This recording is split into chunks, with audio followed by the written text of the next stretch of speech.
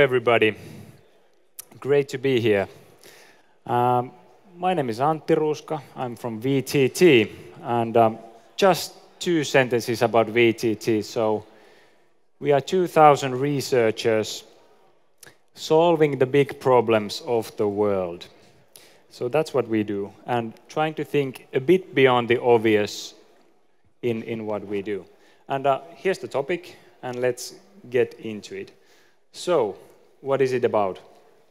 We already heard something about big megatrends and big numbers in the morning, and different themes under smart cities, so on, and a lot about technologies. But this, what I have here, is actually something else than technologies. It's about people. So, skipping the megatrends, just a short question to you. Like, everybody knows that cities in the world are growing. But why are they growing? What is the reason for that? The answer is not urbanization. It's something else. It's something to do with the people and the wishes, hopes, desires of all of us. So basically, how I see it is that cities are places to realize and chase your dreams, live a happy life with your family, healthy life. And at the moment, cities offer a good setting for that. At least that's the perception that the people have. And then I promise to tell what is a smart city, of course. So I'll start with an example that shows what it is not. So for those who know Chinese, Tai Hai means horrible or disaster or catastrophe. Unfortunately, these type of cities, they are plenty in the world. So cities with problems with pollution, bad air quality, bad water quality, and in short, bad living environments for the everyday people. Then how we typically tackle these things is this the minimum case, like a smart city, say 0.1. So we just add the word smart in front of the city name. But unfortunately, that doesn't solve any problems yet. That's a nice marketing thing, and you might have a nice brochures, but that doesn't solve anything yet. Then the next stage is that we come up with some technologies, let's say some super advanced sensors that are measuring the water quality 10 times per second and air quality, and then we utilize the latest technologies to transfer that real-time environmental data to cloud, to assess it, process it. And then maybe we even have an application that's on your device, like you get this nice pop-up to your phone, like that's telling, like, hey, the air quality is really bad today again. But what does it solve? Really, that's not a smart city yet. But what's actually smart city is, like, we utilize the technologies to actually solve the problems, solve the actual problems that are in the city. So we try and clean the air, we try and clean the water, we renew the industry, we renew the energy system, we reintroduce nature to the cities. And this is the thing in smart cities, enabling good life for the people and in a sustainable way. And technology is only an enabler. It doesn't matter what the technologies are. There are many technologies that can achieve this, but the thing is the end result. And this is quite a big thing. So, my boy is a bit over 2 years old today, and in 2050, he'll be same age as I am now. The point I'm making here is, like, 2050 is not far from here. It's pretty close.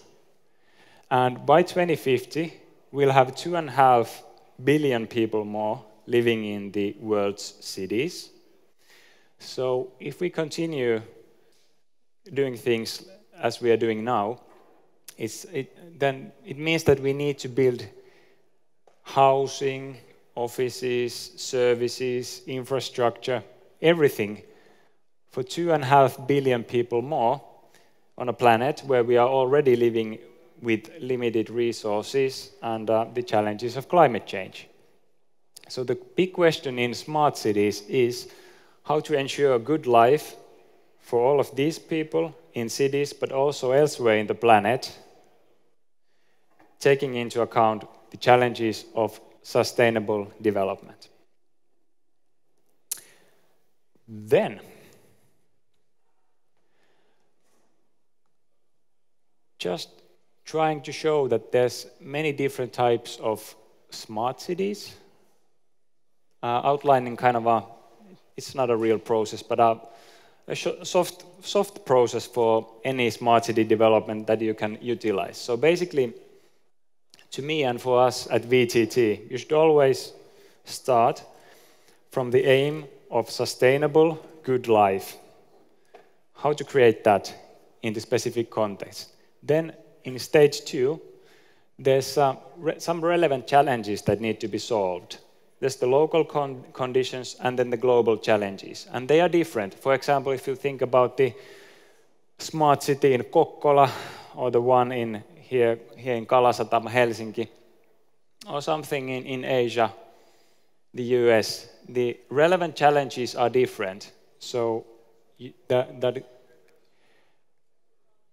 means that things you need to solve are different. And then third step, then you match suitable solutions to the challenges you are trying to solve. And then we come to the technologies. Then you have a set of technologies that can actually produce those suitable solutions and wanted outcomes. And then the smart cities may look quite different. And there's one that looks more like a countryside than something more standard and then this high-tech city.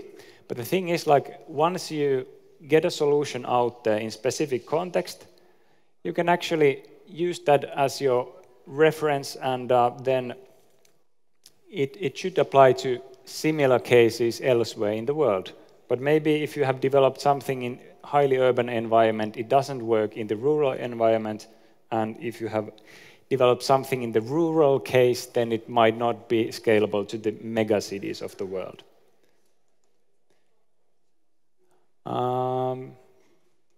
I have examples. Just browsing this quickly through. So, for example, what we have done at VTT is concept development for smart cities. One of my colleagues is just now in Kathmandu. There's this Kathmandu Valley new town, a small new town with 500,000 people that's being designed now. With another example from Egypt, Nyborg El Arab City, and then very high-tech version called Brain City near Seoul, so where the big Korean companies are operating at. So just showing that you may have these smart solutions in different contexts, and they may look very different. But once you have the solution, you understand the context, then you can actually apply the similar solutions in similar contexts. And that's how you can actually come up with some scalable businesses if you are familiar with the case and know where to apply it then internationally. What else do I have here? I promised to tell you something about city as a service. So my question to you is, what kind of services would you like to have? We heard a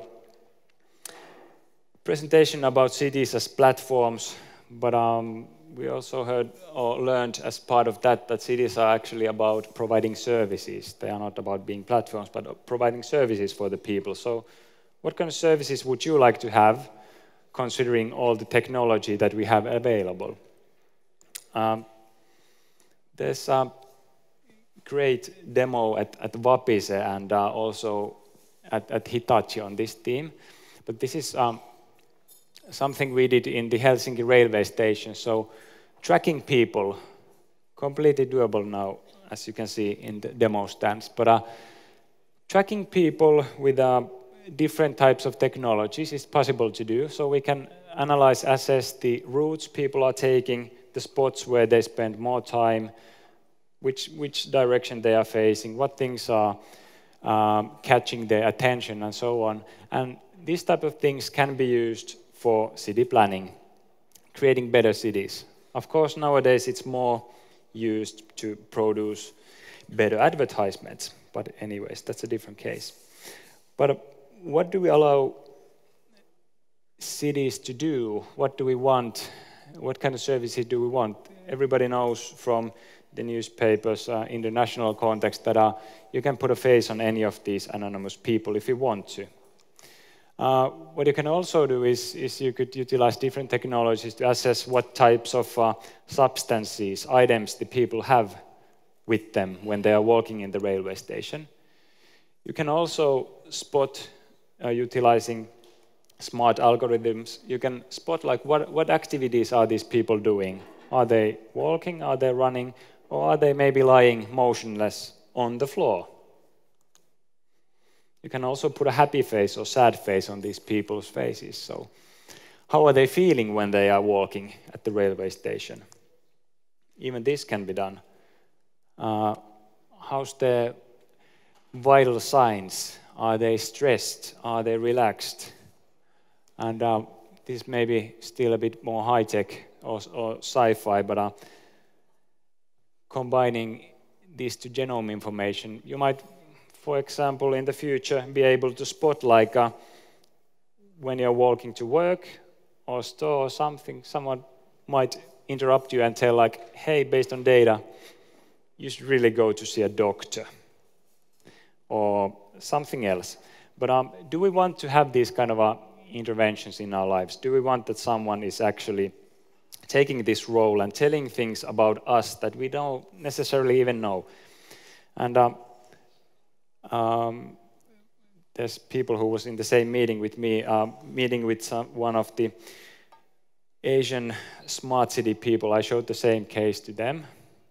And for Finnish audience, this is interesting, like ethical, philosophical thinking, like what do we allow to do? But the Asian delegate, the only question was like, okay, all of this is very interesting. So are the sensors in the gates?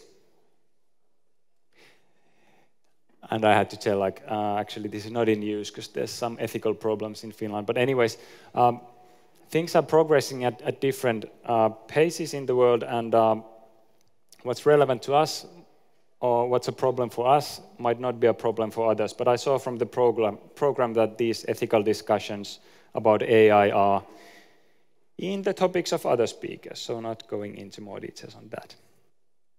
How about this? Everybody wants to live in a city but escape whenever they get the chance. So think about the Juhannus in Helsinki or Espoo. Great places, but everybody wants to get out once they have the chance. So why is that?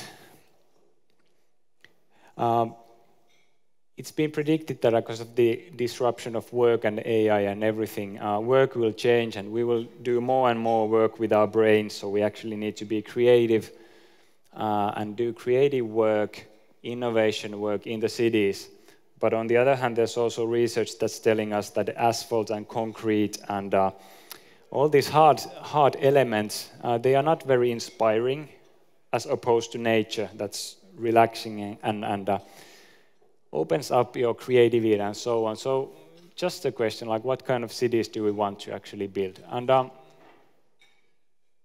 course, the parks and trees are competing with space, with the buildings and roads. So can we free up space by thinking things somehow in a new way?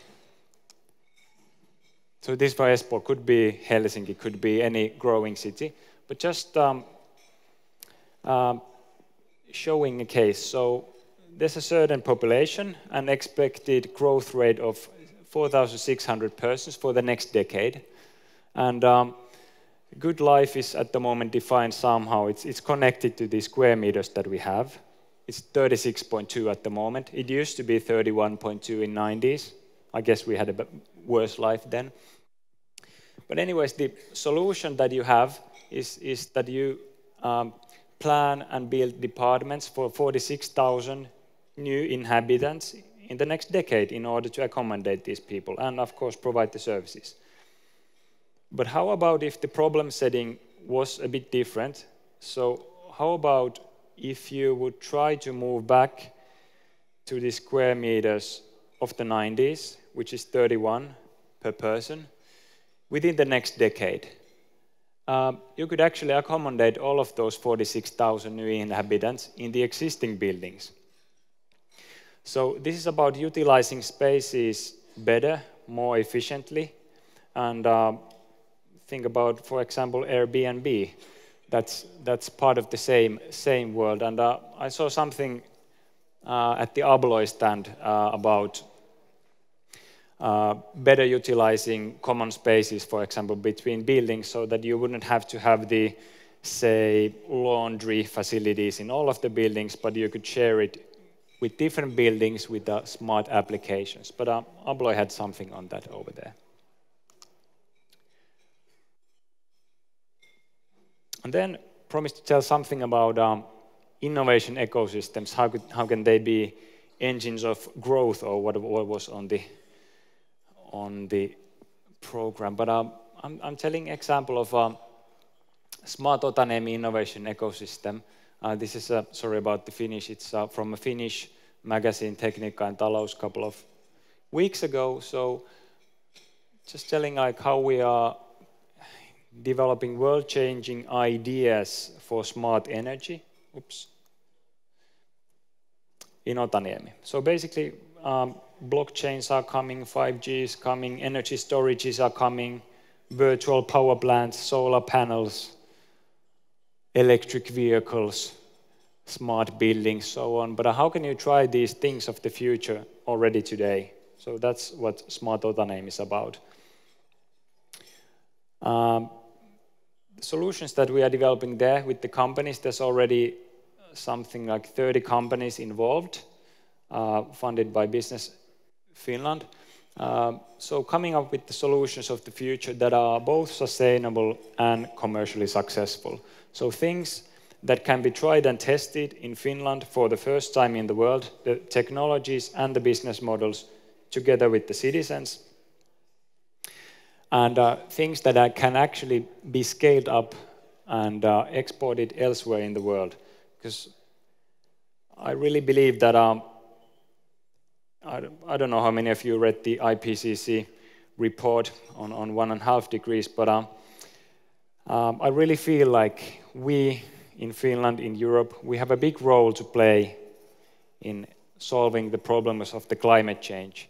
It might not be through solving the impact on Finland on the global scale. It's small as such. Our share of the emissions is small. But the big impact we can make is to come up with solutions at our home base, Europe, Finland, solve the problems here, show that it can be done, and then we can export these solutions elsewhere in the world to get a bigger impact, lower the emissions all over the world.